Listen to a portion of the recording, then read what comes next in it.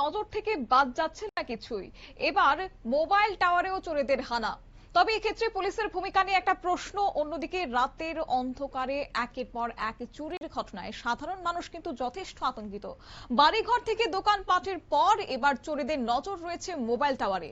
রাতের অন্ধকারকে কাজে লাগিয়ে চুরাইবাড়ি থানা এলাকায় এই রকম চুরির ঘটনা। মোবাইল টাওয়ার থেকে উধাও হচ্ছে মূল্যবান যন্ত্রাংশ, ব্যাটারি এবং তামার তার।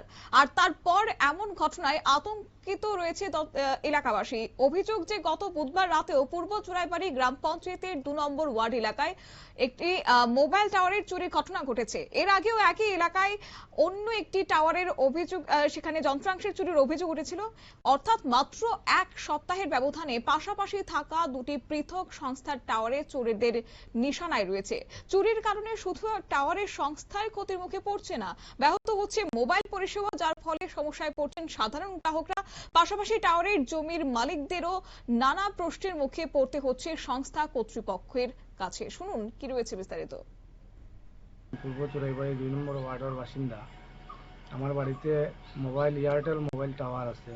তো আজকে কয়েকদিন থেকে চুরের উপদ্রব খুব বাড়ছে।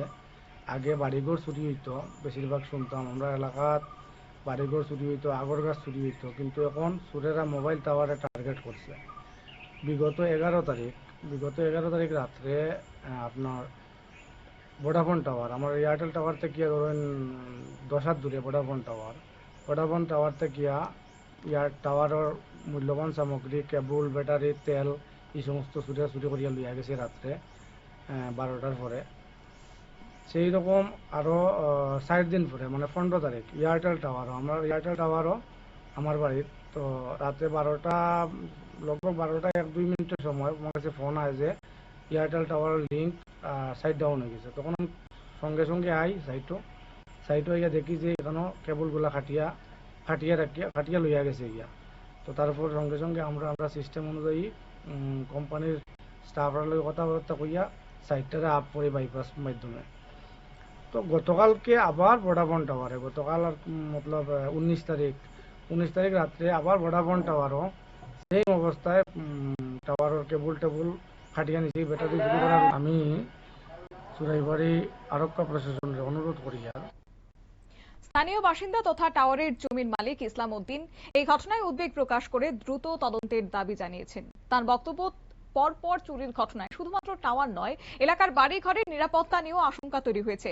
তাই চুরির নেপথ্যে থাকা চোর চক্রকে দ্রুত শনাক্ত করে আইনের আওতায় আনার দাবি জানিয়েছেন তিনি।